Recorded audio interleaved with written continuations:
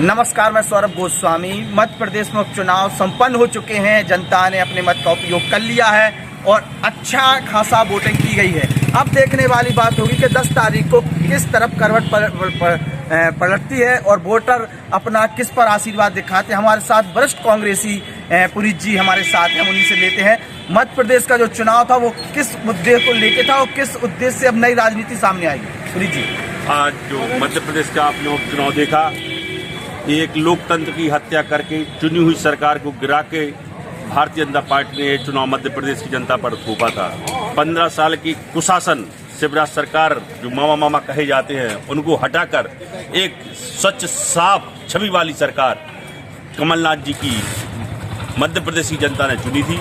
15 माह तक उसने राज किया, किसानों के कर्जे माफ किए, कई मुद्दे अच्छे किए और बिजली जैसी जो एक आम आदमी की जरूरत पड़ गई है कि सुबह उठते ही साथ उसको बिजली की आवश्यकता है, 1 रुपये यूनिट के हिसाब से बिजली का बिल हर आदमी एक राहत का इस महंगाई के दौर में, जहां पर जब से भारत केंद्र में भाजपा की सरकार बैठी है, हर मुद्दे पे और हर पहलू पे महंगाई है। लेकिन इन सबको देखते हुए भी कमलनाथ सरकार मध्य प्रदेश में कम यूनिट की बिजली हर व्यक्ति को मुहैया करा रही थी। लेकिन लोकतंत्र की हत्या करके, खरीद फरोख्त करके, विधायकों को खरीद के मोह लालच देकर और उन्हें मंत्री पद का लालच देकर इन्होंने सरकार गिरा दी। कांग्रेस इतने कमजोर हो गए सर?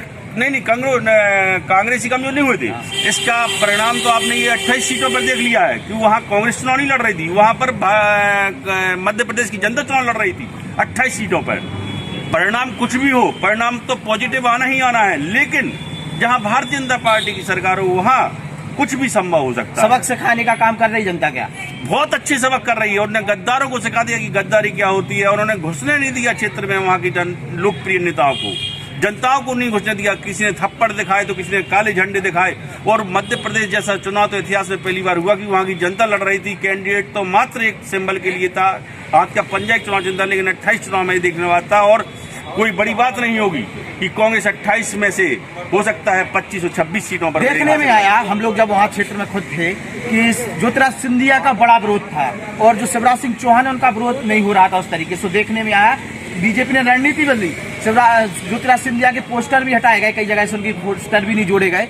और सिंधिया देखो किस तरीके से बौखला रहे थे, कुत्ता तक आ गए। सिंधिया की बौखलाहट तो आप देख ही रहे थे। अपने आप को कभी टाइगर कह रहे हैं, कभी कुत्ता कह रहे हैं, जहां जो बन पड़ रहा है वो कह रहे हैं। और उनके बारे में तो क्या कहा जाए, वो क्योंकि वो ये भी समझ रहे हैं, वो अपनी खुद की स्थिति वो भाजपा में भी समझ रहे हैं कि अभी तक वो क्या कर पाए भाजपा में।